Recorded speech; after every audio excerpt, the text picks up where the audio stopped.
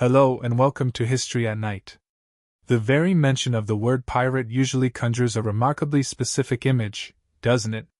We envision a daring hero, perhaps with a parrot perched on his shoulder, a treasure map tucked into his pocket, and a gleaming cutlass in his hand. Our minds conjure a life brimming with thrilling adventures, absolute freedom, and chests overflowing with gold coins supposedly buried on some sun-drenched, deserted island. Yet, the stark reality of a pirate's existence during their famed Golden Age in the early 1700s was, more often than not, anything but romantic. It was a life frequently chosen out of sheer desperation, a desperate bid to escape the harrowing, almost slave-like conditions endured on merchant ships or within the confines of the King's Royal Navy. Instead of adventure, it was a world dominated by crushing boredom, pervasive sickness, and unceasing, brutal labor, punctuated only by terrifying moments of intense danger. So, tonight, we will cast aside those embellished legends and delve into what this life was truly like. We will metaphorically step aboard one of these crowded wooden vessels and explore the surprisingly democratic rules by which they governed themselves. We'll uncover the simple, often meager, food they ate, the ever-present fears they confronted, and the profound reasons why so many ordinary men willingly embraced a short, perilous life under the black flag, rather than a long, unhappy servitude to a king. But before we embark on this journey, please take a brief moment to show your support by liking this video and subscribing to the channel. It's a simple yet incredibly meaningful way to help us continue bringing these stories to life, and it truly means a great deal to me. I'm also always fascinated to discover where in the world, and at what time, you're joining me tonight. So, I would genuinely love to hear from you in the comments section below.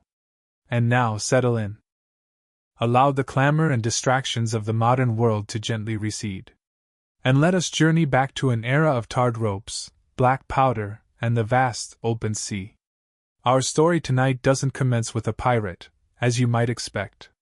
Instead, it begins with an ordinary person. Let us imagine, for a moment, that you are this very individual. You are not a hero, nor a villain. You are simply a sailor, likely somewhere in your early 20s, and your entire existence is encapsulated within this small, damp wooden ship, creaking its laborious way across the immense and desolate expanse of the Atlantic Ocean. It is now 2 hours before dawn, and you are already bone-weary. You were jolted awake an hour ago, not by a gentle nudge, but by the sharp, authoritative bark of the boatswain, the senior sailor entrusted with the deck crew. Your hands are a mess of raw skin, fresh blisters, and old scars that have healed only to blister anew from tirelessly hauling on the coarse, salt-stiffened ropes that command the massive sails high above you. The air bites with a cold, heavy dampness, perpetually thick with sea spray that seems to cling and never dry, chilling you right to the core.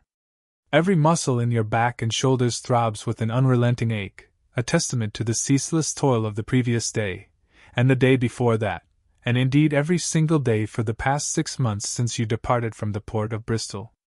This, then, is your life on a merchant vessel in the year 1716.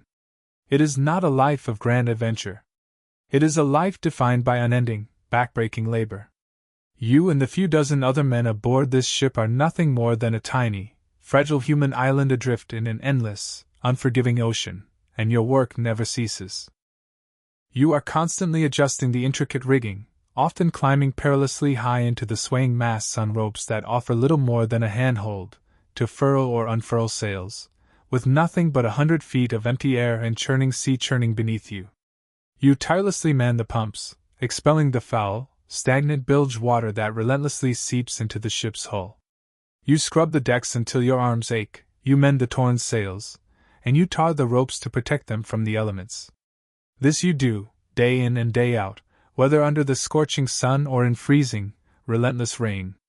For this ceaseless, grueling labor, you are paid a mere pittance, and even that paltry sum is far from guaranteed. As a sailor on a merchant ship, your wages are withheld until the voyage is entirely concluded.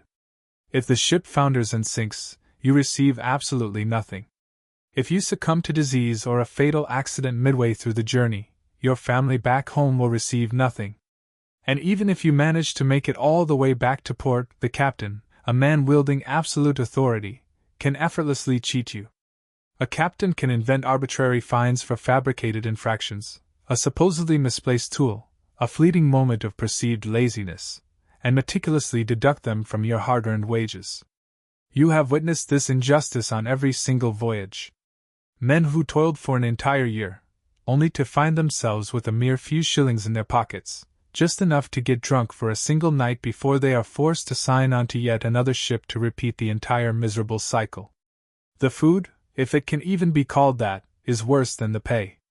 Your daily ration consists primarily of a biscuit known as hardtack, which is little more than flour, water, and salt baked into a cracker as unyielding as a piece of wood. It must be laboriously soaked in water or beer just to become chewable. And almost without fail, it is infested with weevils, those tiny black beetles that thrive in the flour barrels. The meat is salted beef or pork, stored for months in barrels so thoroughly saturated with salt that it must be repeatedly scraped and soaked for hours before it can even be choked down. The water is the most wretched of all, kept in wooden casks where it quickly turns stagnant, greenish, and slimy. This relentless diet of salt and starch, utterly devoid of any fresh fruit or vegetables, leads inevitably to scurvy. You have seen men suffer from it, witnessed their gums bleed, their teeth loosen and fall out, their old wounds reopen, and their minds grow confused, all from the simple, agonizing lack of proper nourishment. And looming over every aspect of this relentless hardship is the omnipresent, chilling threat of arbitrary discipline. The captain of a merchant ship is truly a king within his floating kingdom. His word is absolute law, and his primary instrument of enforcement is the whip. The cat-o'-nine-tails, a fearsome whip with multiple knotted lashes, can transform a man's back into a ruined landscape of bleeding flesh for even the slightest offense. Arguing with an officer, being too slow to scramble up the rigging, or even simply incurring the captain's displeasure, is ample cause to warrant a brutal flogging. There is no trial, no possibility of appeal, only the sharp, whistling descent of the lash and the brutal, searing pain that follows. You know, in a strange way, that you are lucky. You, at least, chose this life. Many sailors in the King's Royal Navy did not have that luxury. They were pressed into service, forcibly kidnapped from the bustling streets of a port town or seized from another ship at sea, then compelled to serve. In the Navy, the discipline is even more severe, the work just as backbreaking. And added to all this, is the constant, terrifying prospect of being violently killed in a naval battle, your world suddenly exploding in a shower of cannonballs and jagged wooden splinters. So, this is your world, a world of unceasing toil, abominable food, wages often stolen, and arbitrary, brutal punishment. Your future, as far as you can envision it, holds nothing more than an endless, grim cycle of these miserable voyages until the sea itself, or some debilitating sickness finally claims you. Piracy, to you, is not some fanciful, romantic notion. It is a whisper, a tantalizing rumor, a story cautiously exchanged by other sailors in hushed, low tones. It is undeniably a dangerous path, yes, but crucially it is a different one. Then, one gray morning, as you squint intently at the distant horizon, you spot it. A strange sail, a fast-moving ship swiftly closing in on your own vessel with an unnerving, almost predatory speed. It flies no colors that you recognize. As it draws nearer, the men around you begin to murmur, their faces paling with a stark, unmistakable fear. They know precisely what this might signify. But for you, buried deep beneath your own rising fear, a different sensation begins to stir, a small, dangerous spark of something else entirely. The ship grows larger, effortlessly slicing through the waves with a clear sense of purpose that your own bulky vessel utterly lacks. It is a sloop, a smaller, swifter, and far more nimble ship than your merchantman. You notice it is crowded with men, far more than would ever be necessary for a simple trading voyage. The captain of your ship is now bellowing orders, his voice taut with palpable fear. The men around you move with a panicked, frantic energy. Then, the decisive moment arrives. A puff of white smoke blossoms from the side of the approaching sloop. A second later, you hear the deep, resonant boom of a cannon, and a cannonball skips across the water just in front of your ship's bow. This is unmistakably a warning shot, a clear and universally understood signal on the high seas that unequivocally means, "Stop your vessel, or the next shot will not merely be a warning." Your captain is no fool. He knows his ship is slower, his crew smaller and less experienced, and his few small cannons are no match for the formidable firepower of a dedicated pirate vessel. To fight would be an act of utter suicide. His cargo, he knows, is insured by wealthy merchants in London. His life, however, is not. With a heavy heart, he gives the order to strike the colors, to lower your ship's flag in a solemn sign of surrender. The palpable tension on deck shifts from outright panic to a kind of grim, fearful resignation.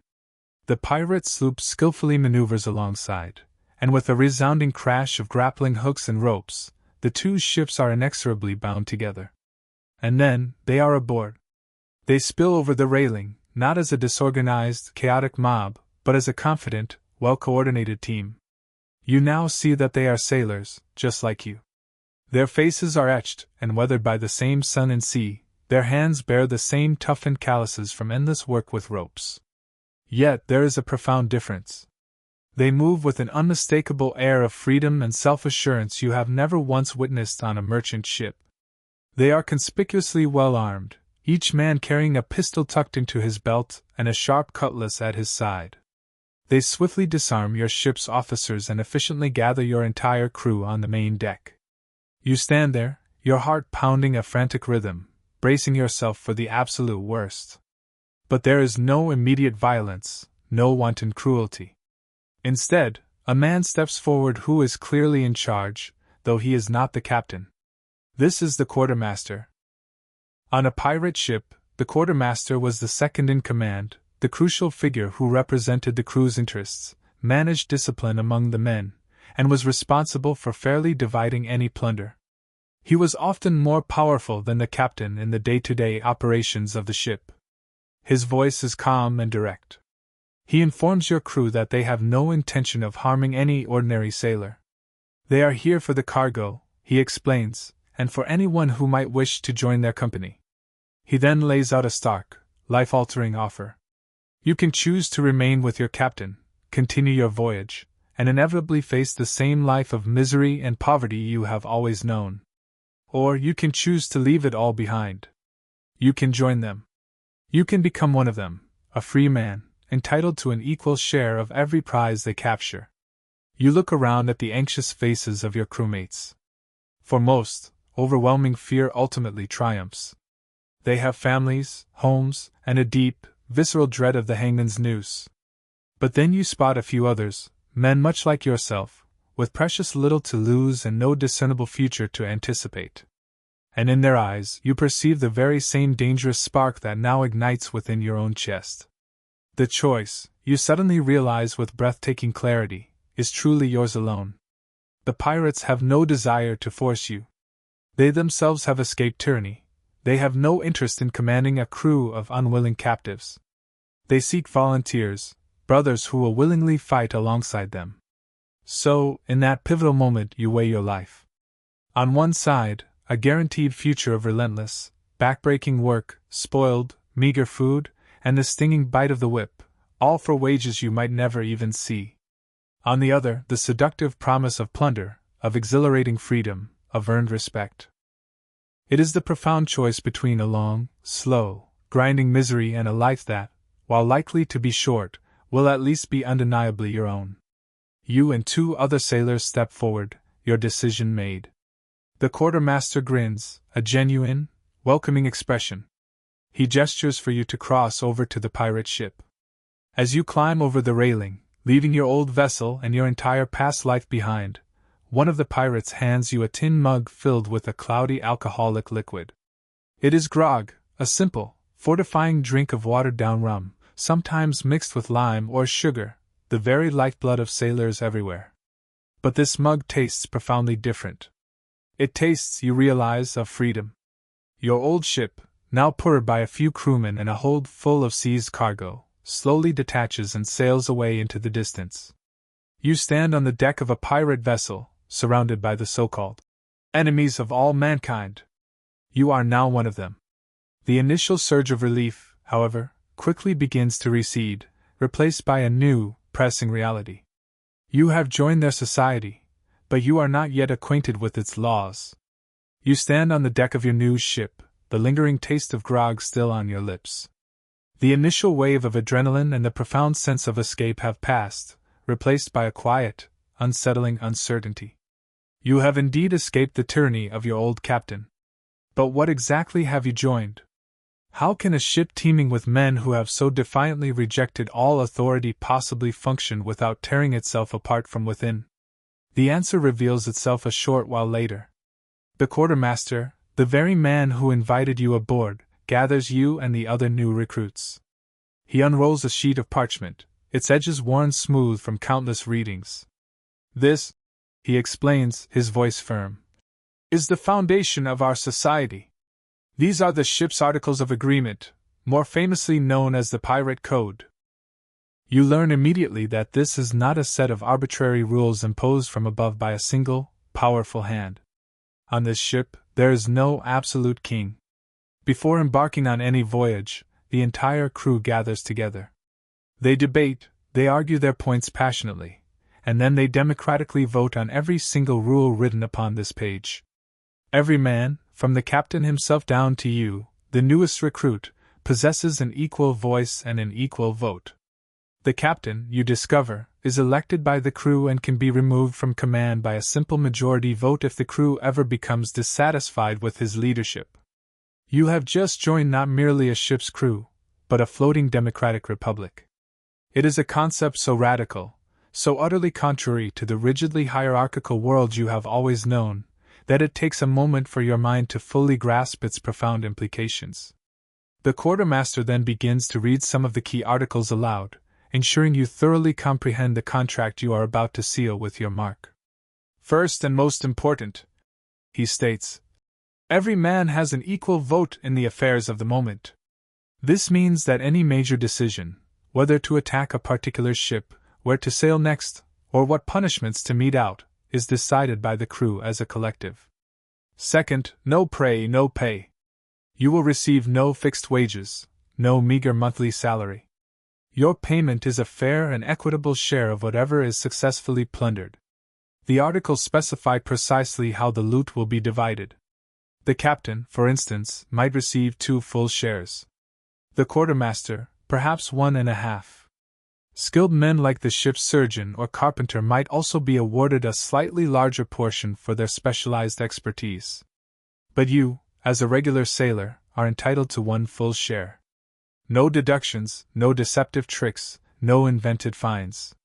You will receive exactly what you are owed, every single time. Third, he continues, there are clear rules of conduct. Any quarrel or dispute between 2 men, for example, must be honorably settled on shore, with pistols or swords, to prevent disruptive and potentially dangerous fighting on the crowded ship. There are to be absolutely no women allowed on board, another crucial rule designed to prevent jealousy, infighting, and conflict among the crew. And every man is expected to keep his pistols and sword meticulously clean and perpetually ready for action at all times. Fourth, lights out at 8 o'clock. You quickly learn this isn't simply a strict bedtime. It is a critical fire safety regulation. After 8 p.m., there are to be no open flames, no candles or lamps for gambling, drinking, or any other activity. On a wooden ship, packed tight with barrels of gunpowder and tarred ropes, a single careless flame could instantly doom everyone aboard. And then comes what is perhaps the most surprising article of all, a comprehensive system of compensation for injuries sustained in battle. This, you realize, is their extraordinary version of social insurance. A man who tragically loses his right arm in a fight, for instance, might be awarded 600 pieces of 8, the common Spanish silver dollar that served as the primary currency of the seas. The loss of a leg might be worth 500 pieces of 8, and an eye, 100. This money, you learn, is paid out from the ship's collective treasury before the rest of the plunder is divided. It is a solemn promise that your brothers will care for you, a level of empathy, care, and respect utterly unimaginable on the merchant ship you have only just left. After reading the articles, the quartermaster carefully lays the parchment on the lid of a barrel. He looks at you and the other new men, his gaze steady. This, he states, is the final step. To join our brotherhood, you must sign.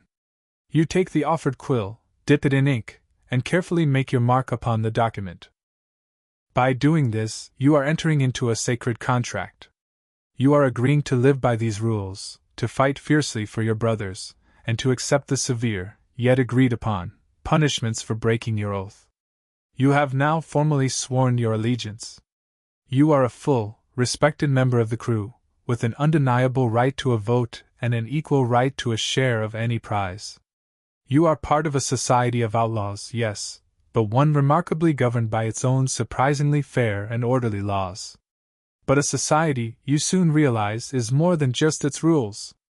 It is also the physical space it occupies.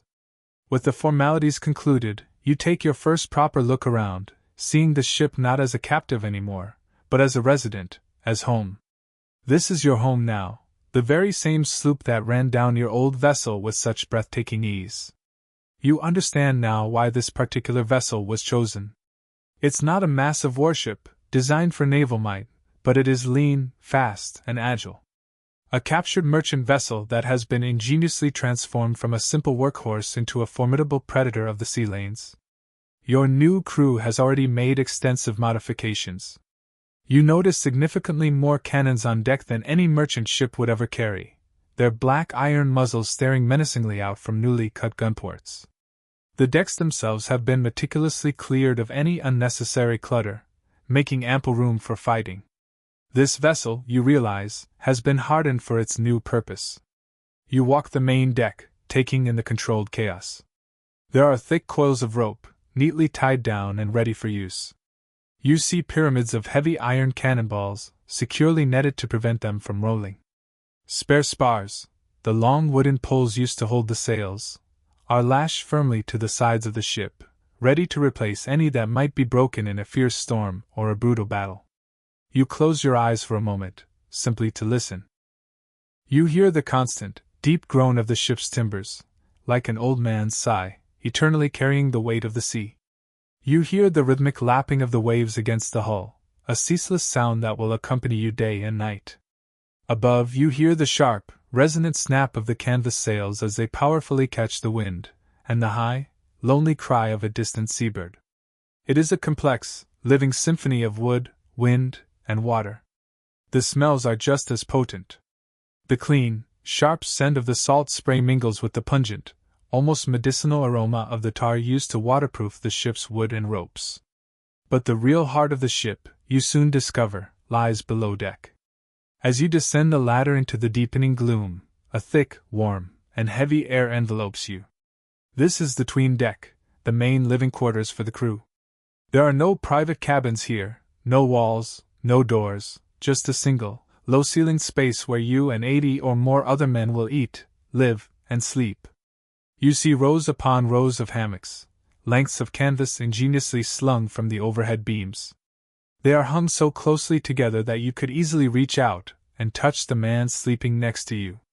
You learn that hammocks were a brilliant innovation, adopted by pirates and sailors alike from the ingenious native peoples of the Americas. Unlike a fixed bunk or a simple mattress on the floor, a hammock sways fluidly with the constant rolling motion of the ship, cradling you gently and preventing you from being violently thrown onto the wet floor during rough seas. The air down here is a complex, almost overwhelming mixture of smells. It reeks of unwashed bodies, of stale rum, of damp wool, and something else, a foul, sour stench emanating from directly below. This, you are told, is the bilge.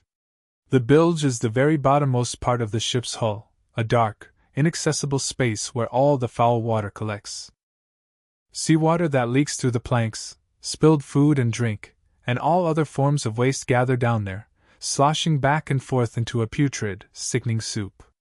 Its stomach-turning smell is a constant, suffocating presence, a scent that permeates the very wood of the ship. It is, undeniably, the defining aroma of your new home. You realize that on this vessel, there is no such thing as personal privacy. You will eat, work, and sleep within arm's reach of 80 to 100 other men. You now fully understand why the ship's articles had such strict rules against fighting on board. In such an incredibly crowded and intimate space, Even small disagreements could easily boil over into dangerous, widespread violence if not properly managed and curtailed. You find an empty space between two cannons, and a veteran pirate shows you how to skillfully sling your own hammock. As you lie back in the gently swaying canvas, you listen to the ship's symphony of sounds, the creaking wood, the soft snores of your new shipmates, the distant rhythm of the waves. You are surrounded by this new, unconventional family. You know the rules. You know the layout of your new home. But what, you wonder, do you actually do all day? You awaken to the gentle, familiar rocking of your hammock. It is still dark, but you can clearly hear the sounds of men stirring all around you. Your first full day as a pirate is about to begin. The question that had lingered in your mind as you drifted off to sleep, what do you actually do all day, is about to be answered. You quickly learn that a pirate's life is certainly not one of lazy leisure, idly waiting for a prize to magically appear. A pirate ship is a complex, demanding machine, and it requires constant, vigilant attention. Your day, and indeed your entire existence at sea, is meticulously governed by the watch system. The crew is divided into two halves or watches. Your half is on duty for a rigorous 4-hour shift, then off duty for the next 4 hours, in a relentless, unforgiving cycle that repeats all day and all night. There is no weekend, no such thing as a day off. There is only the watch. During your time on watch, the work is familiar, yet subtly different from your merchant days. The most crucial task is, of course, sailing the ship. You and your watchmates are constantly trimming the sails, pulling on ropes to adjust their angle and catch the wind in the most efficient way possible. It's a delicate art, a constant, unspoken conversation between the crew, the sails, and the ever-changing wind. But most of your work revolves around maintenance.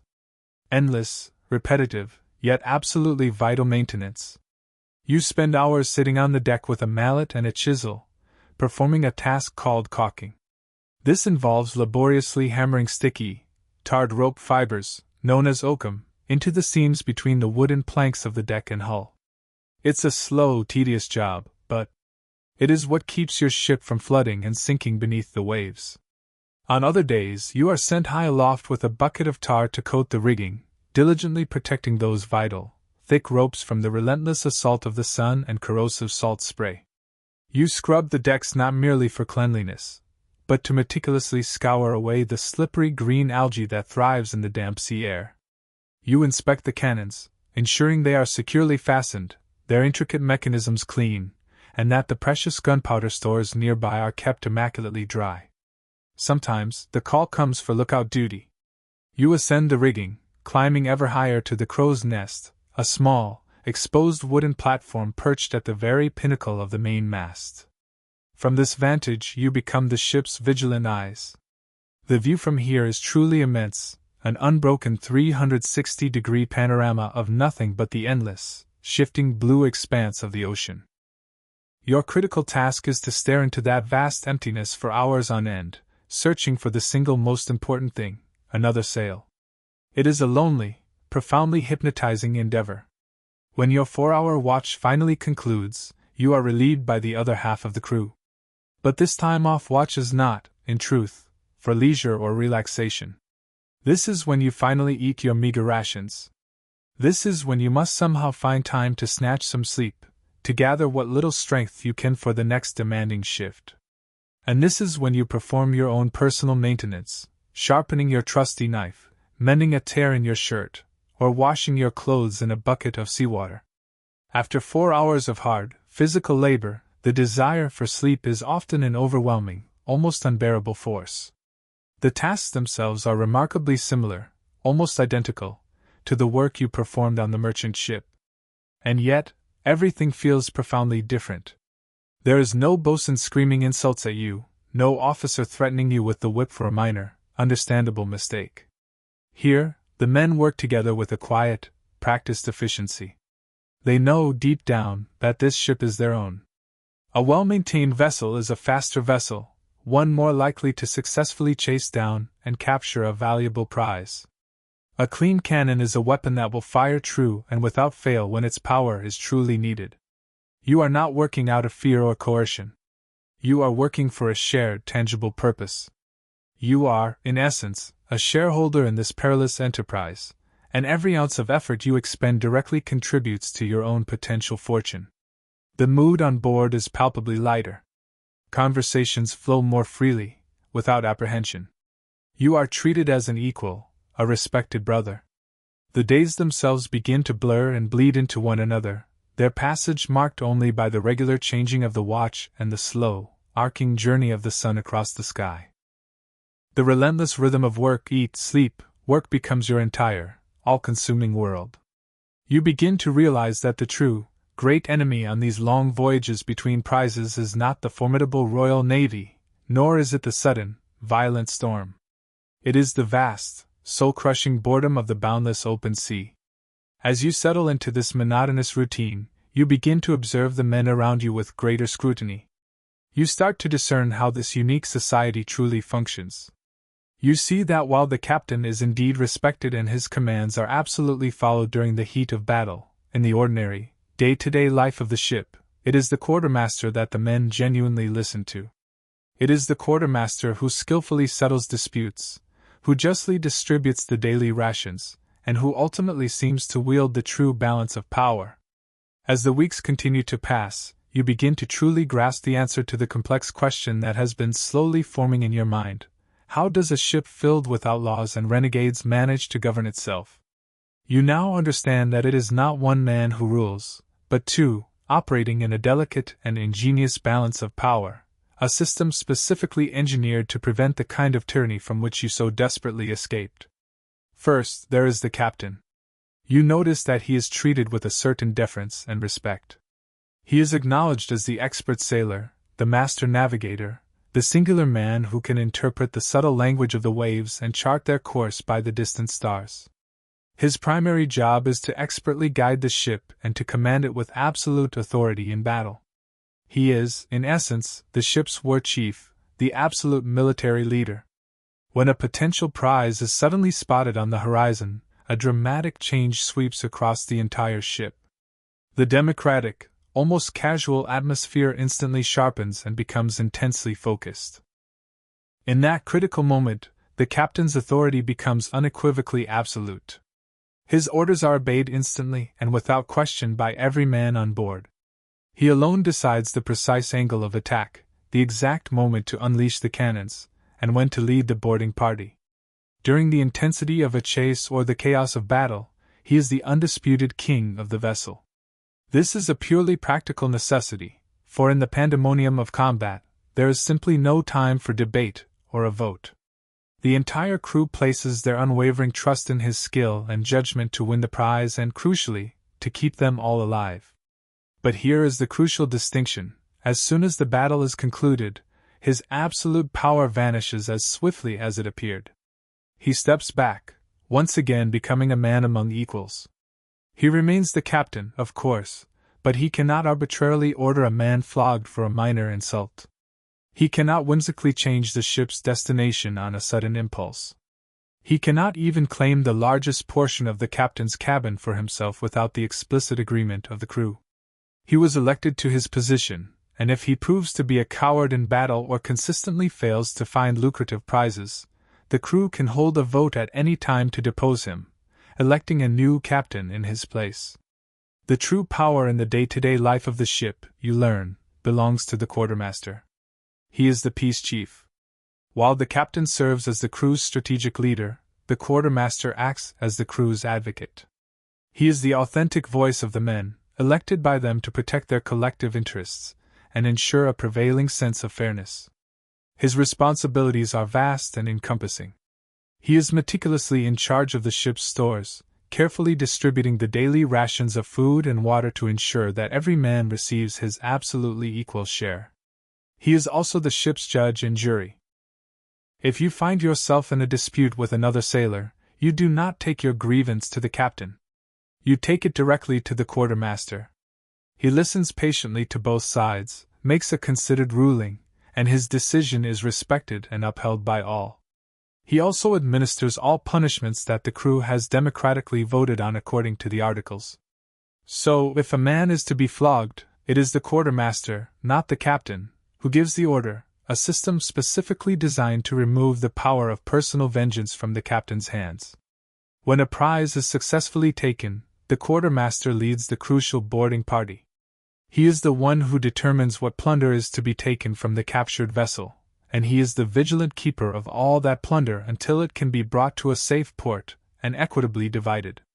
He ensures that every coin, every bolt of cloth, every barrel of wine is meticulously accounted for and shared out precisely as the articles prescribe. You now truly see the genius of this intricate system. It is a brilliant separation of powers, born from the bitter and oppressive experiences of men who had been exploited and subjugated. They wisely gave one man, the captain, the necessary power to lead them decisively in war. But they entrusted another man, the quartermaster, with the essential power to protect them from that very same leader in times of peace and daily life. It was a meticulously crafted system of checks and balances that ensured no single man could ever again hold absolute, unchecked power over the crew. It was, in essence, a government for the people, by the people, on a floating wooden republic of outlaws. You observe this finely tuned system in action every day as the quartermaster moves purposefully through the ship, settling a card game dispute here, distributing the daily ration of grog there. The system works precisely because it is built upon an unwavering foundation of fairness. Everyone, without exception, gets their fair share. But as you receive your daily portion of salted beef and rock-hard hardtack, a new thought comes to mind, stirring a deeper question. What exactly is that share? The fundamental question of what you eat and drink is one of the most defining and basic parts of your new, precarious life. You quickly discover that the standard rations on a pirate ship are, at first, disappointingly similar to the grim and unappetizing menu of the merchant vessel you so gladly left behind. The foundation of your diet remains the hardtack, that notorious rock-hard flour and water biscuit, more than likely dotted with the telltale black specks of weevils. Your main source of protein is still salted meat, either beef or pork, which has been cured in barrels of brine for so long that it is tough, relentlessly chewy, and overwhelmingly salty. This meager fare is supplemented by sacks of dried peas, beans, or oatmeal. It is purely a diet of preservation, meticulously designed to last for months in the damp, claustrophobic hold of a ship, utterly devoid of pleasure. Your drink, too, is much the same. Water stored in casks quickly spoils and turns foul, so alcohol is an absolute essential.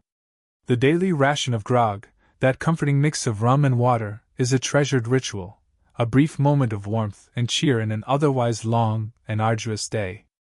It makes the stale water more palatable, and provides a fleeting escape from the crushing monotony of life at sea. But here is where you truly discover the pirate's distinct advantage. Unlike a merchant ship, which is rigidly bound to sail from port A to port B on a strict, profit-driven schedule, a pirate vessel is the master of its own time and destiny. Your captain is under no pressure to deliver precious cargo by a deadline. This invaluable freedom grants you the liberty to supplement your diet in ways a merchant sailor could only ever dream of. If the ship's supplies begin to run low, you might simply stop at a small, uninhabited island. The crew will go ashore in longboats, armed not for battle, but for the thrill of the hunt. You might spend the day tracking wild pigs or goats through the dense jungle, a welcome and invigorating relief from the suffocating confines of the ship. The animals are brought back, and the crew builds a roaring fire directly on the beach, roasting the fresh meat over a wooden grill known as a boucan. The exquisite taste of fresh, unsalted meat is such a profound luxury that it truly feels like a feast fit for a king. At sea you fish. Men will trail lines from the stern of the ship, eagerly hoping to catch tuna or other large fish to be shared among the hungry crew. But the most prized catch of all is the magnificent giant sea turtle. Turtles were incredibly plentiful in the Caribbean, remarkably easy to catch while they slept placidly on the surface of the water, and they were an ideal source of protein. A single large turtle could feed the entire crew for days. And remarkably, they could be kept alive for weeks, simply flipped on their backs on the deck. This, you realize, is the pirates' ingenious way, living off the bounty of the sea and the land, taking what they could find when they needed it. But the greatest feast, the moments of true indulgence and revelry, came after a successful capture. When you board a captured merchant ship, the first prize is not always the captain's heavily secured strongbox. It is, more often than not, his well-stocked pantry. While your daily diet is one of bland survival, a merchant captain typically dined in a manner far superior. Your crew descends upon his private stores with joyous, triumphant cries. You might discover barrels of fine French wine or Spanish brandy, sacks of soft white flour for baking fresh bread, and precious casks of sugar. You might even find rare spices that are worth a fortune, fragrant cinnamon, pungent cloves, and aromatic nutmeg. Best of all, you might find live chickens clucking contentedly in wooden coops, or even a pig or a cow, brought along for the captain's own lavish table. That very night, your ship is transformed into a floating banquet hall. The cook, usually just another sailor with a bit of skill over a fire, suddenly becomes the most important man on board. The intoxicating smell of roasting meat fills the salt-laden air. You eat freshly baked bread instead of weevil-filled biscuits. You drink stolen, exquisite wine from crude tin mugs, singing boisterous sea shanties with your newfound brothers. For a few glorious hours, you live better than any king. This is the reward. This is the merry life you signed up for. You are full for the first time in what feels like years. The ship is well stocked, and the ever-present threat of scurvy has been temporarily pushed away by the fresh, nourishing food. However, this newfound bounty cannot protect you from everything. A simple slip of a knife while working the complex rigging, a splintered bone from an unexpected fall, or a sudden, raging fever are constant, ever-present dangers. The grim question of what happens when you are seriously hurt or fall critically ill is a heavy one that weighs on every man's mind. In the regimented world you left behind, a sick or injured sailor was often seen as a useless burden, an expendable liability. Here among pirates, you learn that the approach is strikingly different, born from a mix of brutal necessity and a surprising, almost compassionate, pragmatism. Most pirate ships did not have a professionally trained doctor. A surgeon, therefore, was a highly valued prize, and if one was captured on a merchant or naval vessel, he was considered one of an attack's most valuable assets. The pirate crew would do everything in their power to persuade him to join them, offering him a full share of the plunder and promising him good treatment. A skilled surgeon was one of the very few men a pirate crew might actually resort to forcing into service, as his invaluable knowledge was quite literally a matter of life and death for everyone on board. But if no doctor could be found, the critical role of ship's surgeon often fell to whichever crewman possessed the most relevant, albeit rudimentary, skills. In many cases, this unlikely healer was the ship's carpenter. This might seem strange or even macabre, but the logic was grimly practical. The most common major surgery performed at sea was amputation, and no one on board was more skilled with a saw or possessed a steadier hand. The carpenter knew his tools intimately. He knew how to make a clean, swift cut, and crucially, he was not squeamish about the gruesome task. On other ships, the role might fall to the cook, for he was the man most skilled with knives. The ship's medical kit was usually a captured surgeon's chest, itself a form of treasure. Inside, you would find the chilling tools of the trade, formidable saws for bone, razor-sharp knives for flesh, slender probes for exploring deep wounds, and strong forceps for pulling out musket balls. The available medicines were a dangerous mix of the occasionally effective and the outright toxic. The chest would almost certainly contain laudanum, an opiate and a powerful painkiller derived from opium that could dull the senses during agonizing surgery. It might also contain mercury, which was a common but highly toxic treatment for venereal diseases, alongside a variety of dried herbs and powders intended for treating fevers and infections. After a brutal battle, the main deck could be grimly transformed into a makeshift operating theater. Wounded men would be laid out, groaning in agony, and the surgeon, be he doctor, carpenter, or cook, would set to work. His methods were direct, crude, and often brutally painful. A deep gash from a sword would be stitched shut with a simple needle and thread. To staunch bleeding and, more importantly, to prevent infection in a world utterly devoid of antibiotics, the surgeon would perform a cauterization, sealing the wound by applying a red-hot piece of iron or a dollop of boiling tar directly to the opened flesh. The agonizing smell of burning skin and the gut-wrenching screams of the patient were a common and horrifying aftermath to any fight. For a limb shattered by a cannonball or a musket shot, there was usually only one terrifying option: amputation. To remove the ruined arm or leg was the only conceivable way to prevent gangrene, a deadly infection that, once set in, was always fatal. You would be given a large dose of rum or laudanum to numb the searing pain and a leather strap to bite down on, desperately trying to keep from biting through your own tongue. Your crewmates would hold you down with grim determination, and the carpenter surgeon would work as quickly and efficiently as he possibly could. The survival rate for such traumatic procedures was distressingly low, but it was still infinitely better than the certain death that infection guaranteed. Common sicknesses like fevers and dysentery could sweep through the crowded, unsanitary ship with terrifying speed, decimating the crew. And scurvy, the debilitating disease caused by a severe lack of vitamin C, was a constant, insidious threat on long voyages without access to fresh fruit or vegetables. While pirates were generally better fed than many other sailors, they were by no means immune. But here, once again, the pirate code offered a unique and surprisingly progressive form of protection. As you learned when you signed the articles, there was a robust system of compensation in place. Your crewmates would care for you as best they could. But if you lost an arm, a leg, or an eye in honorable service to the ship, you were financially compensated for your profound loss. You were a brother, and you would not be abandoned to your fate. This rudimentary but vital system of medicine and insurance was, for many, a literal lifeline. Yet the best way to avoid the surgeon's brutal knife was, of course, to avoid trouble and injury in the first place. This meant moving efficiently and swiftly across the vast sea, finding valuable prizes quickly, and always knowing the precise route to a safe and friendly port. To accomplish that, your ship needed more than just strong backs and sharp swords. It needed a keen, calculating mind and a profound understanding of the heavens. You now grasp how the ship is governed, how it is meticulously maintained, and how its crew is cared for. But all of this, you realize, would be entirely for nothing if the ship could not reliably find its way.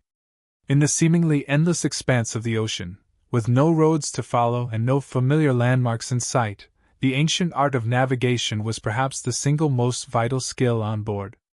Getting it wrong meant far more than just missing a prize. It meant starvation, unbearable thirst, and the terrifying prospect of being lost at sea forever. The immense responsibility for this crucial task fell squarely to the captain, and if the crew was fortunate, to a dedicated sailing master. The sailing master was a highly skilled and experienced officer whose entire, singular job was to know the ship's exact position and meticulously plot its course. On your particular ship, the captain himself personally handles this demanding duty. He is the navigator, and the lives of the entire crew literally rest on his precise calculations and astute judgment. His tools are a fascinating mixture of the deceptively simple and the remarkably ingenious. His most prized possessions are his invaluable nautical charts. These are not simplistic treasure maps whimsically marked with an X. They are precious, often unique documents, painstakingly hand-drawn on parchment, frequently stolen from the unfortunate captains of captured ships. They display the general outlines of coastlines, the known locations of islands, and critical warnings about dangerous currents or hidden, treacherous reefs. They are, admittedly, frequently inaccurate, but they are undeniably the best guide you possess. To know your direction, you have the reliable magnetic compass. But direction is only half of the complex problem. You must also accurately know your speed. For this, the navigator employs a clever, practical device called a chip log. It consists of a small, weighted piece of wood tied to a long rope with knots tied at precise, regular intervals. The chip is thrown from the stern of the ship, and as the vessel moves forward, the rope steadily unspools. Using a small sandglass to measure a precise amount of time, the navigator counts how many knots pass through his fingers. This tells him the ship's speed in knots, a unit of measurement still universally used by sailors today. With these combined tools, the navigator can determine your latitude, your position north or south of the equator. Using an instrument like a quadrant, or an astrolabe, He can measure the precise angle of the sun at high noon, or the height of the North Star at night. This angle changes predictably depending on how far north or south you are, allowing him to calculate your latitude with reasonable, though not perfect, accuracy. But there remained one great, perplexing unsolved mystery of the seas during your time: longitude, your exact position east or west. There was no reliable instrument, no simple trick to accurately know how far east or west you had traveled. This was the single biggest, most daunting navigational challenge of the entire age. To overcome this critical hurdle, sailors largely relied on a method called dead reckoning. It was more of an intuitive art than an exact science. You start from a known position, for example, the familiar island of Jamaica. You know you are sailing east thanks to the compass. You know you are traveling at 5 knots thanks to the chip log. After 24 hours, you can calculate, or reckon, your new estimated position on the chart. In theory, you are 120 nautical miles east of Jamaica. But this was, at best, an educated guess. A strong, unseen ocean current could be subtly pushing you sideways. A sudden storm could violently force you far off course. A small, seemingly insignificant error in measuring your speed could grow larger and larger over days and weeks until your calculated position on the chart and your true position in the vast world were many miles, even hundreds of miles, apart. The navigator's job was a constant, intensely careful process of calculation, keen observation, and intuitive judgment. A truly great navigator also possessed the innate ability to read the natural world around him. The subtle color of the water could hint at its depth. The types of birds circling the ship could strongly indicate that land was drawing near. The patterns of the clouds and the direction of the ocean swells could whisper secrets about distant weather systems. It was a fascinating science of interpreting the myriad clues that the ocean generously provided. You now fully understand the immense skill and mental acuity it takes to guide your floating home across the unforgiving deep. Day after day, you gaze at the unchanging line of the horizon. The navigator's unique art is what gives you all hope that this overwhelming emptiness will eventually give way to solid ground. As you scan the sea now, you are no longer merely looking for just another ship. You are looking for a target. The electrifying cry from the crow's nest reverberates through the ship. Sail ho! The captain, quickly raising his spyglass to his eye, confirms the target. It's a heavily loaded merchant vessel, sitting low in the water, its hull weighted down with valuable cargo. It is the prize you and your comrades have all been patiently waiting for. Your ship, being faster and far more agile, immediately begins the thrilling chase. As you steadily close the distance over the next hour, you observe that your ship is proudly flying the English flag, the Union Jack. This, you learn, is the crucial first step in the hunt: deception. It is a common, effective trick. A pirate ship might fly the colors of any nation, or even no flag at all, to appear as a friendly, unassuming vessel. The objective is always precisely the same: to get as close as possible to the target without causing any alarm, effectively closing off all avenues of escape. The merchant ship's crew sees you, but at this stage, they have no reason to panic. To them, you are merely another English ship on the vast, open sea. Then, the time for pretense is abruptly over. You are close enough now. The merchant ship is well within range of your cannons, and they can no longer outrun your faster vessel. On your captain's sharp command, the false flag comes down, swiftly lowered from the mast. For a brief, tense moment, your mast stands bare against the sky. The men on the other ship must be watching, their stomachs tightening with a sudden, growing dread, wondering who you are. And then, a new flag is brought onto the deck, carefully bundled and ready. It is swiftly attached to the rope and hoisted high up the mast for all to see. It is the flag that has come to be universally known as the Jolly Roger. This flag, you quickly realize, is the most powerful weapon in the pirate arsenal, more potent and terrifying than any cannon. It is a tool of pure psychological warfare, and its message is brutally, unmistakably clear. You learn that the term, Jolly Roger, does not refer to just one specific design, but to any flag used by pirates to unequivocally declare their identity and intent. The most common flag, however, is a simple, stark black one. In the universally understood language of the sea, black is the color of death. It stands as the stark opposite to the white flag, the universal symbol of surrender. Naval forces, too, sometimes hoisted a black flag to signify that they intended to give no quarter, meaning they would spare no lives. By raising the black flag, your vessel makes an unequivocal promise of extreme violence, boldly declaring to your intended target that you are not bound by the laws of any nation, but rather operate as a self-governing society adhering only to your own ruthless code. Even more terrifying, however, is the crimson banner, the red flag. This scarlet standard is a signal of unbridled rage, communicating that the pirates will offer absolutely no mercy whatsoever, intending to slaughter every soul aboard. It is a terrifying declaration of total, merciless warfare. Then there are the potent symbols themselves. The skull and crossbones is, of course, the most renowned, its grim message instantly grasped by any seasoned sailor.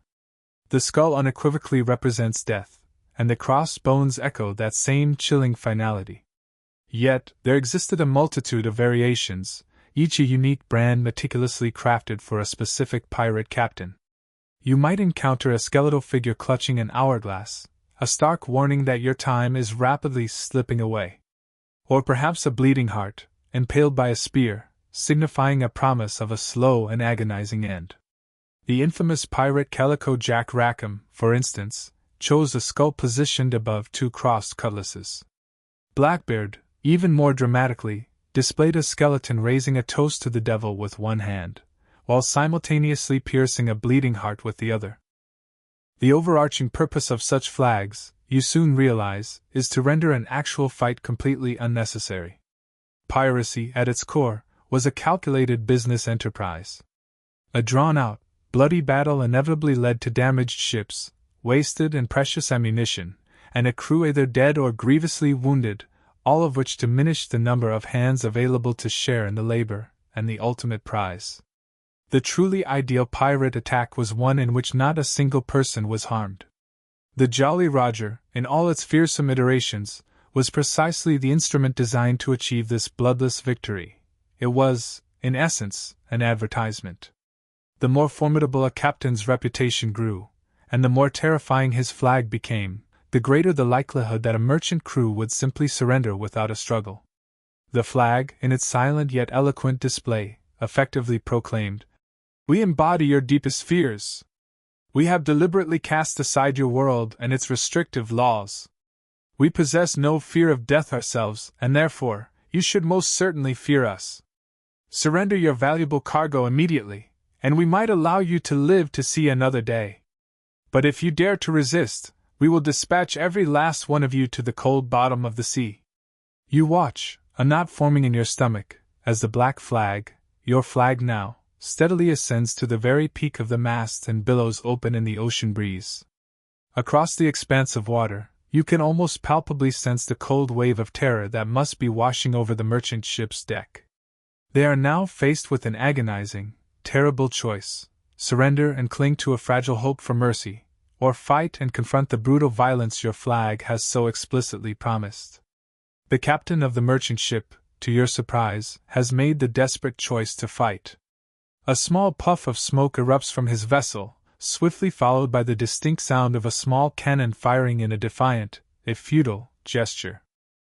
His shot is wildly inaccurate, falling harmlessly into the churning sea far from your ship.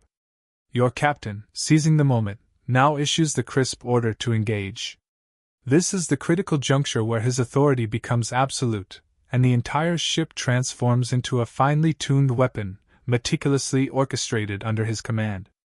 The helmsman, the skilled sailor expertly steering your ship, deftly maneuvers your vessel with practiced precision.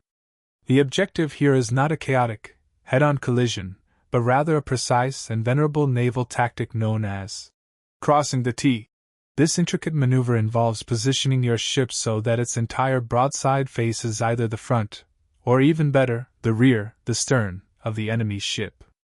The strategic advantage of this position is immense. It allows you to unleash the full devastating power of all the cannons lined up along one side of your ship, a devastating attack known as a broadside, directly at the enemy's narrowest and most vulnerable point. Meanwhile, they can only return fire with a mere handful, if any, of their own cannons. On your own deck, the scene is one of controlled, purposeful chaos.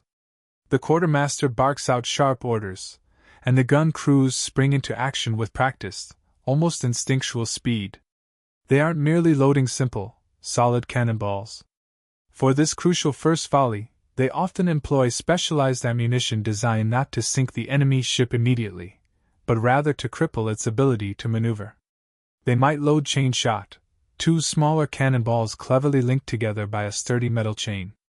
When fired, this chain spins rapidly through the air, acting like a giant, whirling scythe, tearing through the enemy's vital sails and intricate rigging, effectively rendering their ship impossible to steer or control. Alternatively, they might opt for grapeshot, a canvas bag packed tight with dozens of small metal balls. When discharged, this ammunition transforms the cannon into a massive shotgun, specifically designed to sweep the enemy deck clear of sailors, leaving it exposed and undefended. Your captain, a master of timing, patiently waits for the absolute perfect moment. As the swell of the sea gently lifts your side of the ship, providing optimal aim, he delivers the thunderous command. Fire! The world instantly explodes in a cacophony of noise. The collective roar of a dozen cannons unleashing their fury simultaneously is a visceral, physical force, a deafening thunder that vibrates intensely through the very wood of the deck and deep into your bones. A thick, acrid cloud of black gunpowder smoke instantly blankets the entire ship, filling your nose and mouth with the suffocating smell of sulfur. For a brief, disorienting moment, you are both blind and deaf, caught in this man-made storm of destruction. As the dense smoke gradually clears, you witness the devastating effect of your broadside. The merchant ship's main mast is visibly cracked, its once proud sails are now shredded into tatters, and sheer chaos and confusion reign on its deck. They are crippled, their fate sealed. Now you prepare to move in for the final, decisive phase. Your helmsman deftly brings your ship right alongside the stricken vessel. Men stand ready, grappling hooks in hand, large, heavy iron hooks securely attached to thick, braided ropes. They hurl these hooks across the narrow gap between the ships, and the hooks bite deep, savagely, into the timber of the other ship's railing. With a powerful, synchronized heave, your crew pulls taut on the ropes, and the two ships grind together with a sickening, groaning crunch of splintering wood. They are now bound inextricably together, forming a precarious bridge for the imminent boarding party. While this dramatic maneuver unfolds, a select few of your crewmates, men with exceptionally steady hands, have skillfully climbed high into the ship's rigging. These are your sharpshooters.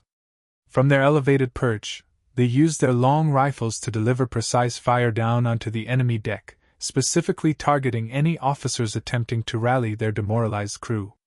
Then, the quartermaster bellows the final, electrifying order. Boarders away! With a unified, guttural cry, you and a dozen other men surge over the railings. You grip a pistol firmly in one hand and a gleaming sword in the other.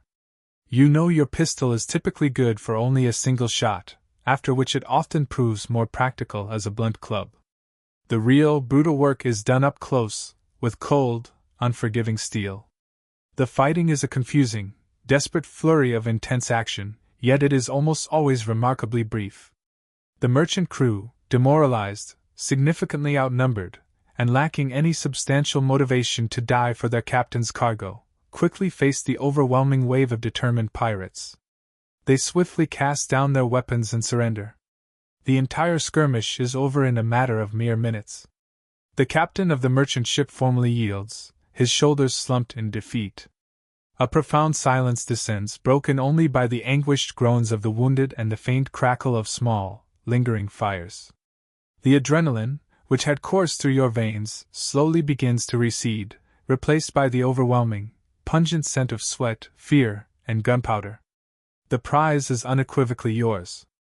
With the captured ship's crew subdued and securely locked away, the fading adrenaline of the fight gives way to a surprisingly focused and disciplined process. This is far from the chaotic, free-for-all looting you might have imagined.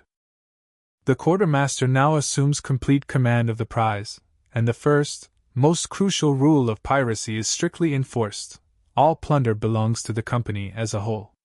You quickly learn that any pirate caught attempting to hide even a single coin or a small piece of jewelry for himself before the general division would face the harshest possible punishments.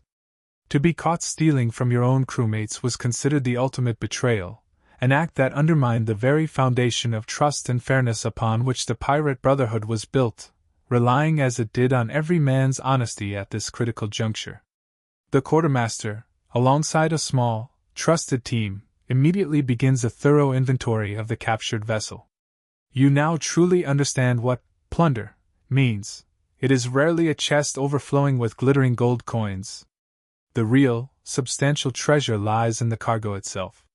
The hold of the merchant ship might be filled to capacity with massive barrels of sugar or tobacco from the Americas, precious indigo dye shipped from distant India, or perhaps exquisite silk textiles from the East.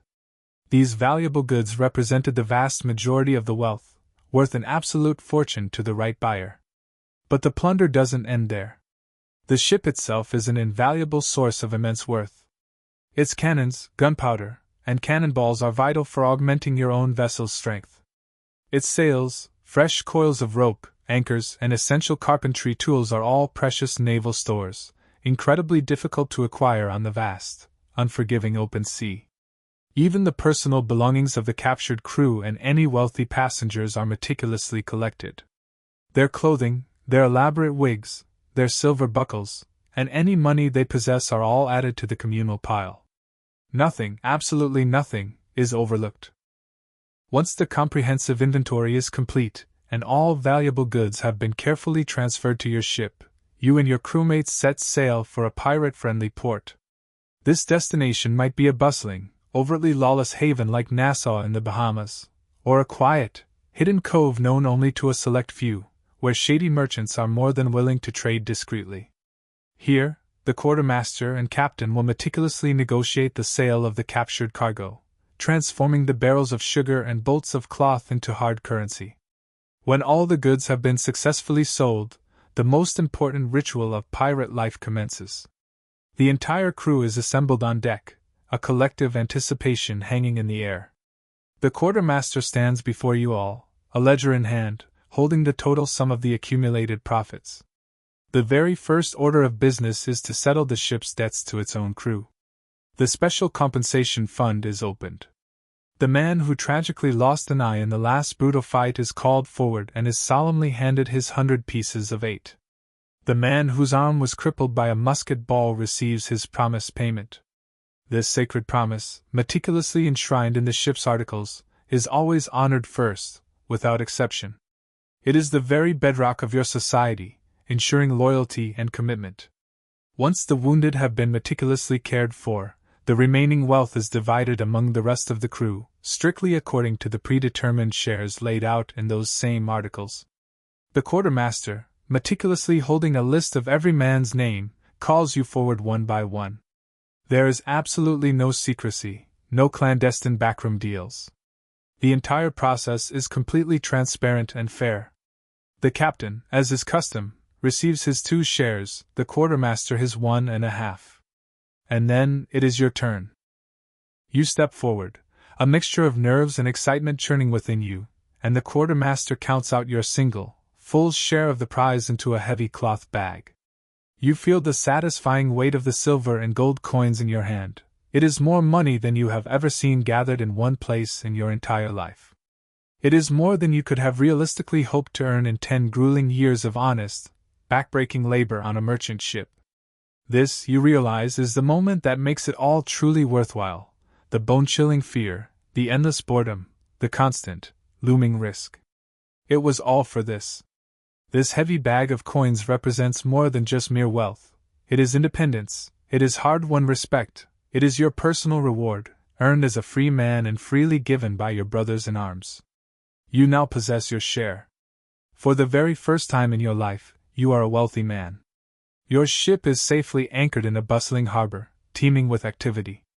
And the long, disciplined months at sea are finally, blessedly over. Now the time for arduous work is done, and the time for the merry part of a short life and a merry one is about to joyously begin. The much-anticipated call for shore leave rings out across the deck. You and the rest of the jubilant crew pile into longboats and row eagerly toward the sandy beach.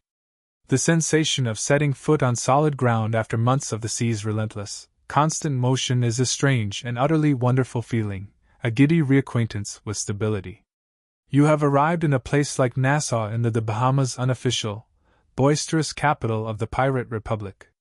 You quickly perceive that this is decidedly not a clean, orderly colonial town with neatly paved cobblestone streets and imposing government buildings.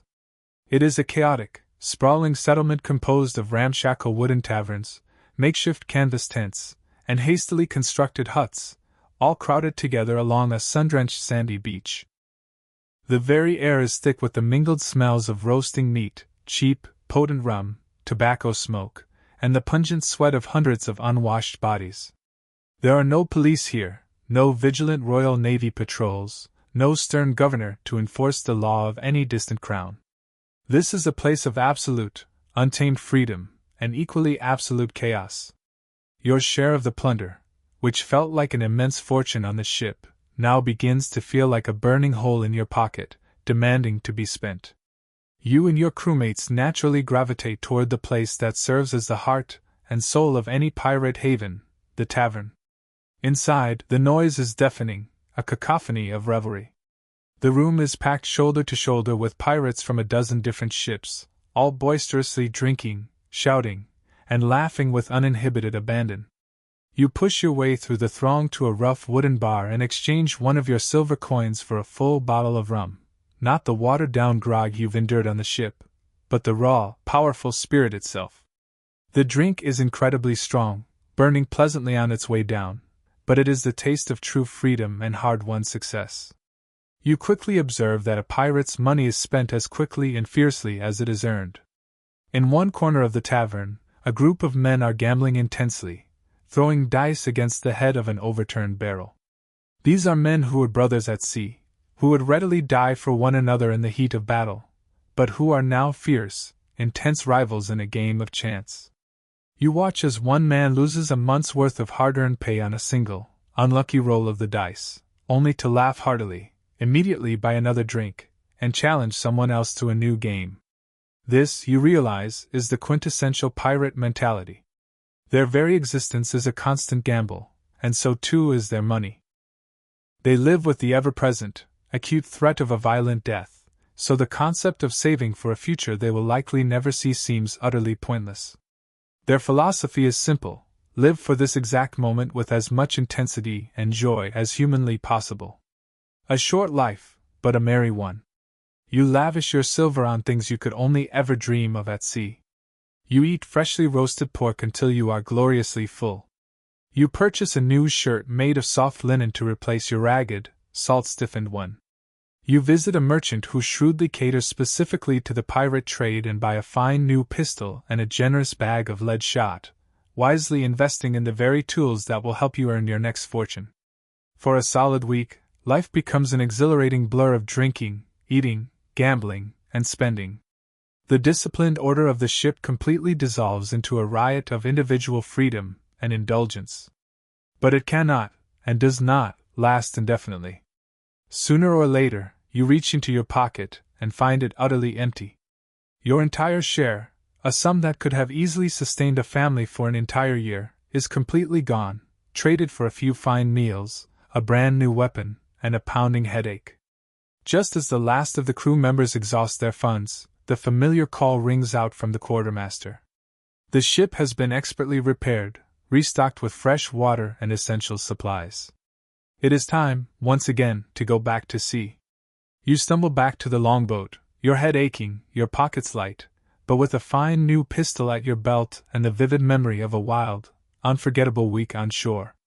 The chaotic vibrancy of the pirate haven gradually fades behind you, replaced once again by the familiar, orderly world of the ship. You are struck by the stark, almost jarring contrast of your new life, a long, slow pendulum swing between the extremes of disciplined work and riotous, unbridled release. With no land in sight and no ships to chase, the days at sea can stretch into an endless, monotonous cycle. The demanding work of the watch gives your hands something tangible to do, but your mind desperately craves distraction. You quickly learn that effectively fighting off the immense boredom of the open ocean is as critical to survival as meticulously maintaining the ship itself. This is where the rich culture of your new brotherhood truly reveals its depth. The most common and arguably most important pastime is music. You are fortunate, as your crew includes a skilled fiddler, a man valued almost as highly as the ship's carpenter. He is often exempt from the most difficult labor, yet he receives a full share of the plunder, all for his extraordinary skill with his instrument. In the quiet evening hours, after the day's main meal has been consumed, he will settle onto a coil of rope on the deck, and the sweet, often mournful sound of his fiddle will drift across the water, a lonely but profoundly beautiful melody in the vast emptiness. You learn there are two distinct kinds of songs at sea. The first are sea shanties. These are not intended for mere entertainment. They are work songs, pure and simple. When a heavy sail needs to be hoisted aloft or the massive anchor needs to be laboriously raised by turning the capstan, a large wooden winch on the deck, a lead sailor, known as the shantyman, will sing out a line. The rest of the crew, including you, will roar back the chorus in unison, pulling or pushing with all your collective might on the final, emphatic word. The powerful, rhythmic beat of the shanty masterfully coordinates the labor of dozens of men into a single, unified force, making the arduous work both lighter and faster. The second type of song is the forecastle ballad. The forecastle, or FOCSLE, is the forward part of the upper deck where the crew often gathers during their off-watch hours. Here, a man with a particularly good voice might sing a long, narrative ballad. These evocative songs tell vivid stories of famous naval battles, of daring pirate exploits, of lost loves left behind back home, or of humorous and tragic events encountered at sea. They are the oral history and the popular music of your new world, passed from ship to ship, and they provide a shared sense of culture and historical continuity. Another prevalent way to pass the seemingly endless time is with games of chance. When you have no money left to wager, you quickly find other things to bet. You might wager your next share of the plunder, your precious ration of rum for the week, or even the very shirt off your back. You often see men gathered in small, intense groups, playing card games with greasy, well-worn decks, or throwing dice that they have meticulously carved themselves from leftover pieces of bone. This practice is a common source of tension, and the ship's articles have strict rules governing it. Cheating is considered a serious offense, and the quartermaster is frequently called upon to settle disputes that threaten to get out of hand. But perhaps the most important pastime of all is storytelling. In a world where the vast majority of men cannot read or write, the spoken word serves as the primary form of entertainment and information dissemination. During the quiet, watchful hours of the night, you and your crewmates will share stories. They might be boastful tales, wildly exaggerated accounts of your own daring adventures. They might be chilling ghost stories, tales of the Flying Dutchman or other phantom ships said to haunt the lonely sea lanes. Or they might simply be news and gossip, fragmented pieces of information picked up in the last port about which governors are currently offering pardons, which pirate hunters are diligently patrolling the coast, and which merchant ships are expected to be carrying particularly valuable cargo. It is here, in these quiet, intimate storytelling sessions, that the legends of your time are born. Men spin yarns not only to entertain each other but also to build their own reputations and to pass the long, dark hours. These communal pastimes, the songs, the games, the stories, are the vital threads that bind your crew together. They transform a disparate group of rough individuals into a functioning, cohesive community. As you listen to another sailor recount an exaggerated tale of the legendary pirate Henry Morgan, you begin to contemplate the other famous stories of your new, exciting profession. You hear whispers about captains forcing their enemies to walk the plank and about burying massive chests of treasure on deserted islands, marked by a secret, cryptic map. As you spend more and more time living the actual life of a pirate, you slowly begin to notice that the wild stories you've heard, the very legends that even other sailors enthusiastically tell, don't quite align with your daily reality.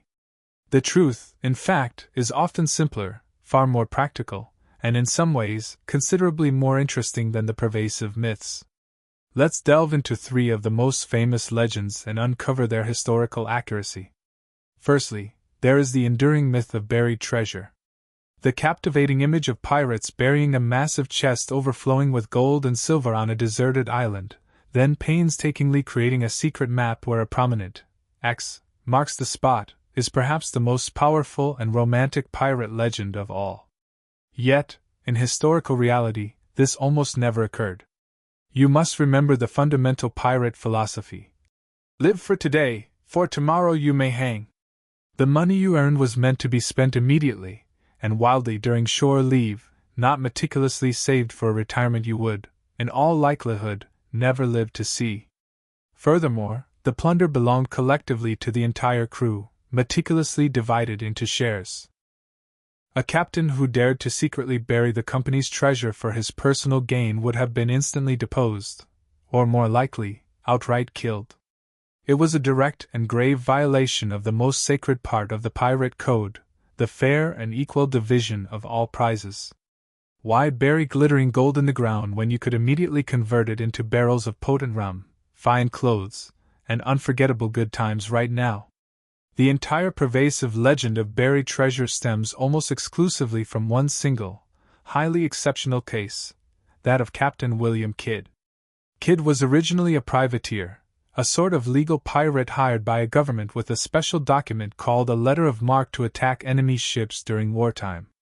When he eventually turned to outright, unsanctioned piracy, he was swiftly declared an outlaw. Knowing he was being hunted relentlessly, Kidd did, indeed, bury some of his ill-gotten wealth before sailing to New York to desperately try and negotiate a pardon. He was captured anyway, and the captivating tale of his buried treasure ignited a popular frenzy that, a century and a half later, would famously inspire Robert Louis Stevenson's classic novel, Treasure Island. It is this influential book, far more than any historical reality, that ultimately created the enduring myth we widely accept today.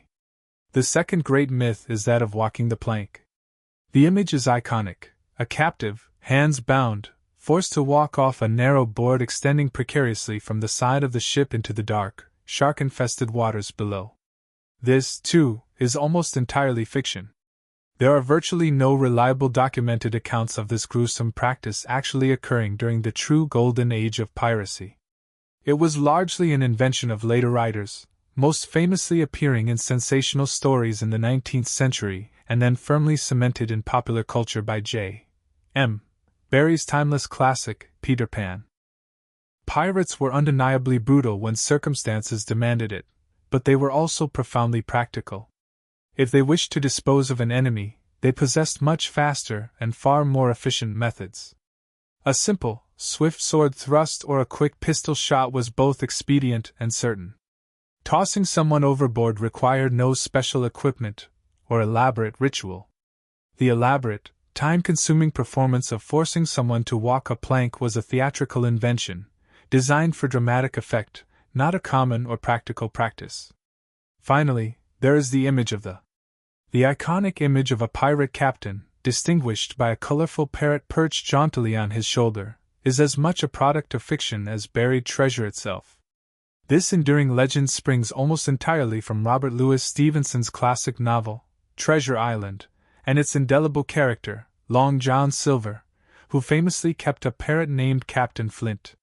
While it's plausible that some sailors venturing through tropical regions might have acquired exotic animals like monkeys or parrots as novelties, such pets were far from a standard accessory for buccaneers. Imagine the utter impracticality of a noisy, squawking bird during a stealthy approach on a prize ship or amidst the chaotic roar of battle. It would be a complete liability. The parrot on the shoulder is undeniably a romantic and charming image, but it is emphatically not a historical uniform for the pirates of old. Now you likely see the truth with far greater clarity. The reality of your life as a pirate isn't defined by fanciful treasure maps or whimsical talking birds. Instead, it's a rigorous existence governed by democratic articles, a surprisingly progressive system of compensation for the wounded, and a remarkably pragmatic, if brutal, approach to your illicit trade. Yet, alongside this newfound understanding, you also feel a growing sense of unease. This unique, self-governed world you've joined, these daring floating republics of outlaws cannot, you sense, endure indefinitely. The mighty empires of Europe will not forever tolerate such brazen defiance on the high seas. Indeed, as you continue to ply the seas, whispers begin to circulate through the bustling port towns, rumors of a significant shift in the prevailing winds. Governors, once occasionally lenient, are now offering fewer pardons and instead posting increasingly generous bounties for the capture of pirates. From England, new, formidable warships are being dispatched, each with a singular, unyielding mission. The disquieting whispers you've been hearing are, regrettably, entirely true. A profound change is indeed upon the horizon. The great European empires, England, Spain, and France, are finally directing their full, undivided attention squarely upon you. For years, these maritime powers were too embroiled in their own internal conflicts, perpetually warring amongst themselves, to effectively police the vastness of the seas. This tumultuous period, ironically, created the fertile ground that allowed the Golden Age of Piracy to flourish unchecked. But now, the landscape has changed. Treaties have been signed, alliances forged, and their once distracted, powerful navies, no longer needed for massive fleet battles against each other, have been assigned a formidable new target: you. The authorities commenced their decisive campaign with a cunning yet straightforward strategy, employing a carrot before they resort to the stick. This initial carrot arrives in the form of the King's pardon. An official proclamation, emanating directly from London, extends a full and unconditional pardon to any pirate who surrenders to a colonial governor before a specified deadline. It is a compelling promise. All your past crimes will be utterly forgiven, allowing you to return to society as a free man, finally unshackled from the looming shadow of the gallows. This unprecedented offer, however, creates a deep and unsettling rift within the pirate brotherhood itself. For older pirates, weary from the relentless risks and grinding hardships of their chosen life, the pardon appears as an enticing exit, a golden opportunity. It's a chance to secure their hard-won earnings and live out their remaining days in peace and quiet. Indeed, many renowned pirates, such as Benjamin Hornigold, who once mentored even the formidable Blackbeard, readily embraced this offer. But for many others, particularly the younger, more fiercely independent buccaneers, the pardon is nothing more than a thinly veiled trick. They harbor a profound distrust of governmental promises, viewing surrender not as redemption, but as an unforgivable betrayal of the precious freedom they fought so desperately to attain. Consequently, the once unbreakable unity of the pirate havens begins, irrevocably, to crack. And then, inevitably, comes the stick. When the lure of pardons proves insufficient to quell the rampant piracy, the empires unleash their full and devastating military might. Powerful Royal Navy warships are dispatched to rigorously patrol the vital sea lanes of the Caribbean and the American coast. These formidable vessels are a far cry from the slow, clumsy merchant ships you've grown accustomed to effortlessly capturing. These are frigates, fast, agile, medium-sized warships meticulously engineered for superior speed and absolutely bristling with cannons. They are captained by seasoned naval officers and manned by rigorously disciplined Marines, all expertly trained for combat. Your clever pirate tactics, so devastatingly effective against an unprepared merchantman, are simply no match for the raw, concentrated firepower and strategic prowess of a naval frigate. Accompanying these warships are resolute new governors, each arriving with the explicit and unwavering mission to utterly eradicate piracy. A prime example is Woodes Rogers, a renowned former privateer who possesses an intimate understanding of your world. He is appointed governor of the Bahamas and sails directly into the very heart of your pirate republic, the notorious haven of Nassau, with several warships at his formidable back. He arrives holding the official king's pardon in one hand, while in the other, he brandishes the undeniable threat of overwhelming force, a truly brilliant and terrifying combination of carrot and stick. Other governors, such as Alexander Spotswood of Virginia, become relentlessly obsessed with the hunt. Spotswood dedicates every available resource to tracking down and capturing the infamous Blackbeard, dispatching naval ships and soldiers on daring raids, often venturing beyond his own legal jurisdiction in his relentless pursuit. But perhaps the most bitter pill for any pirate to swallow is the deployment of former pirates to hunt their erstwhile brethren. Some of the most ruthlessly effective pirate hunters are men who have already accepted the king's pardon. Individuals like Benjamin Hornigold, who possesses an insider's knowledge of all the secret coves, the cunning tactics, and the exploitable weaknesses of his former brothers, are actively hired by governors such as Woodes Rogers to lead these relentless hunting expeditions. The Brotherhood is now not merely divided, it is actively preying upon itself. You feel the world closing in, the once limitless horizon shrinking. Your options are dwindling rapidly. The cherished freedom you fought so hard for is now slipping inexorably through your fingers, like fine grains of sand. The final, brutal act of the Golden Age has undeniably begun. And for every pirate still bravely sailing under the black flag, the most pressing question is no longer, "Where is the next prize?" but rather, "How does my story ultimately end?" The Golden Age of Piracy, for all its exhilarating fire and fleeting fury, was ultimately a remarkably brief flash in the pan of history. For every man who embraced the perilous life and joined the Brotherhood, the unspoken, existential question always loomed: how would it all end? There was, in truth, no singular path. The conclusion of a pirate's career presented a mosaic of possible endings, ranging from the swift and violently dramatic to the publicly shameful, and even, surprisingly, to the quietly uneventful. For many, their end arrived precisely as they had lived, amidst a chaotic flurry of black powder, choking cannon smoke, and the clash of drawn steel. To perish heroically in battle was a constant, almost accepted, risk of their dangerous trade. In a desperate, bloody engagement against a superior naval vessel or a heavily armed merchantman, a pirate could be killed in an instant, struck down by a musket ball, cut down in a frenzied sword fight on a crowded, slippery deck, or brutally impaled by the terrible spray of wooden splinters launched by a cannonball impact.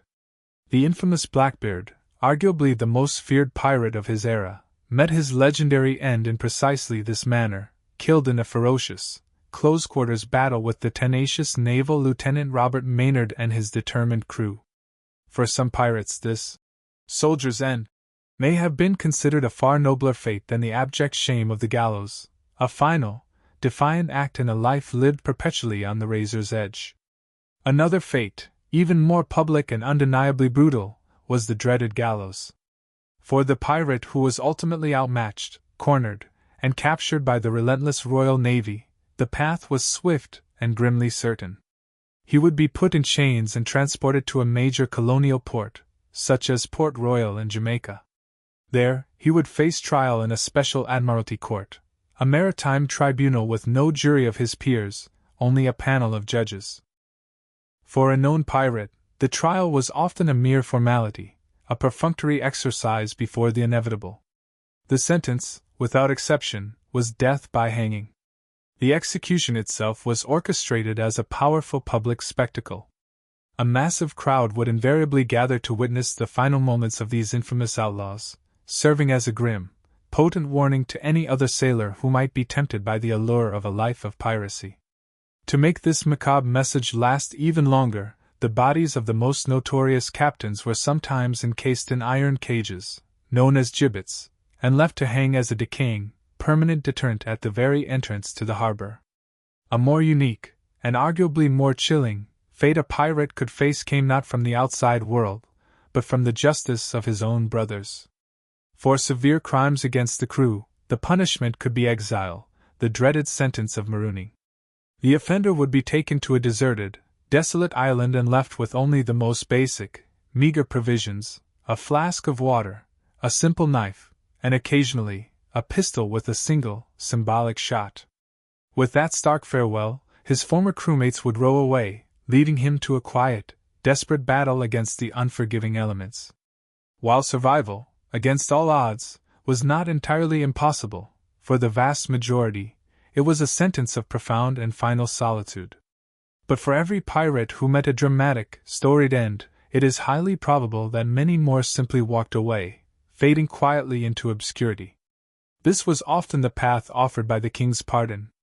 Faced with the ever-increasing threat of relentless naval patrols, many pirate crews, seeing the writing on the wall, shrewdly chose to accept the official offer of amnesty.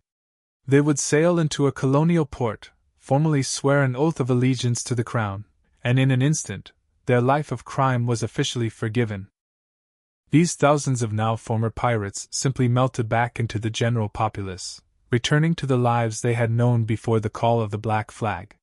For this silent majority, the Golden Age of Piracy was not a glorious fight to the death, but rather a single, wild, and unforgettable chapter in an otherwise ordinary life. And what of the pirate's ultimate, most enduring dream, the quiet retirement with a fabulous, untouched fortune? This, alas, is purely the stuff of legend, and for very good reason. It was almost impossible to achieve. The inherent pirate ethos of love for today, pay tomorrow, their impulsive, live for the moment philosophy, meant that very few ever managed to actually save, let alone amass, a significant fortune. The captivating legends of pirates like Henry Every, who supposedly vanished with his vast treasure to live as a king in some secret, undiscovered paradise, are likely just captivating stories, tales that primarily serve to fuel the desperate dreams and imaginations of other restless sailors. So these, then, were the diverse fates that ultimately awaited them: a swift, violent death in battle, the public shame and terror of the gallows, the lonely, isolating exile of marooning, the quiet, almost anonymous escape of the pardon, or the nearly impossible, mythic dream of a legendary retirement. With the historical pirates finally banished from the seas, their harsh, unromantic reality began its slow, inevitable fade from public memory. The grim recollections of brutal working conditions, the monotonous, unappetizing diet, and the constant, gnawing fear were gradually supplanted by something far more romantic, more thrilling, and ultimately, more enduring. The profound transformation from history into captivating legend commenced almost immediately, thanks in large part to one incredibly popular and influential book. In 1724, even as some of the last real pirates were still being relentlessly hunted, a seminal work was published in London, provocatively titled A General History of the Robberies and Murders of the Most Notorious Pirates. It was attributed to a mysterious author using the pseudonym Captain Charles Johnson, whose true identity, to this very day, remains an intriguing enigma. The book was an instant sensation, captivating readers across Europe. It skillfully blended elements of meticulous history, containing surprisingly accurate details about pirate articles, their ships, and their daily lives, information likely meticulously gathered from interviews with surviving sailors and official reports from trials. But crucially, it was also part sensationalized drama. Johnson was a truly brilliant storyteller, and he masterfully took the known facts about iconic pirates like Blackbeard, Calico, Jack Rackham, and the famous female buccaneers and Bonnie and Mary Red, and artfully crafted them into compelling, larger-than-life characters. Through his vivid prose, he solidified their legends, creating the definitive versions of their dramatic stories that continue to inspire and inform our understanding even today. This groundbreaking book marked the first crucial step in the myth-making process.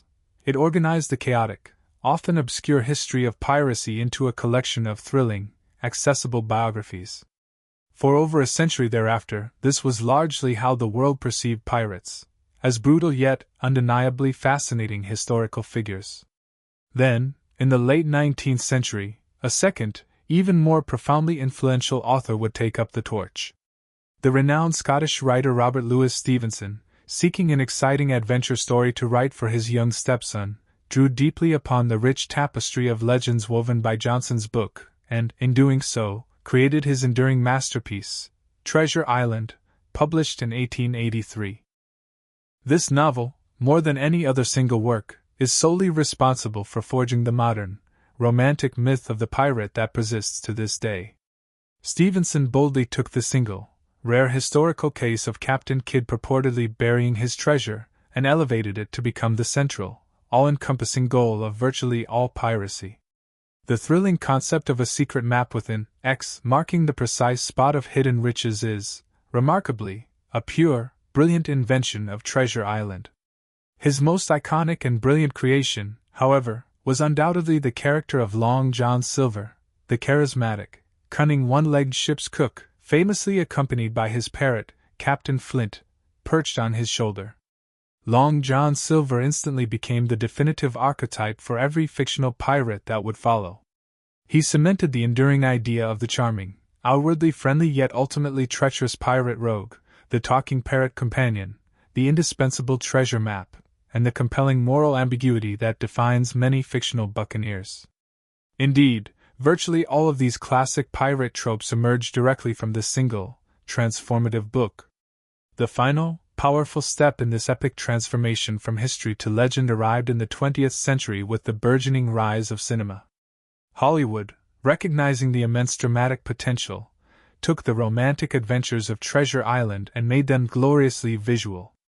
Iconic actors like Errol Flynn, in the thrilling films of the 1930s and 40s, single-handedly created the enduring image of the swashbuckler, the handsome, acrobatic hero who skillfully wields a sword, swings daringly on ropes, and invariably wins the heart of a beautiful lady. In these dazzling films, pirates were no longer dangerous outlaws. They were transformed into dashing, irrepressible heroes. This captivating lineage brings us directly to the quintessential pirate we know today, a direct descendant of Long John Silver and Errol Flynn, Captain Jack Sparrow from the Pirates of the Caribbean films. He is the complete, perfectly packaged embodiment of the romantic myth, charming, irresistibly witty, a master swordsman, living a life of pure, unadulterated freedom and boundless adventure. And so, the grand transformation is complete. The harsh, historical reality of the desperate, often miserable sailor who chose a short, brutal life out of a sheer lack of better options has been entirely supplanted by the compelling, fictional ideal of the free-spirited, eternally adventurous buccaneer. The real pirates may have only ruled the seas for a brief and violent generation, but their legend, the powerful, captivating story of ultimate freedom, daring rebellion, and a life lived defiantly without rules, has proven to be truly immortal. It is a story we continue to tell ourselves, generation after generation, perhaps because some small, enduring part of us still longs for a world where there might be a blank space on the map, thrillingly marked with an X. Thank you for joining me on this expansive journey tonight. From the harsh, undeniable realities of a sailor's arduous life to the miraculous birth of a timeless legend, our voyage through history is now triumphantly at an end. I sincerely hope you'll return as we continue our explorations into the myriad stories found lurking in the shadows of the past. I wish you a calm and wonderfully peaceful night.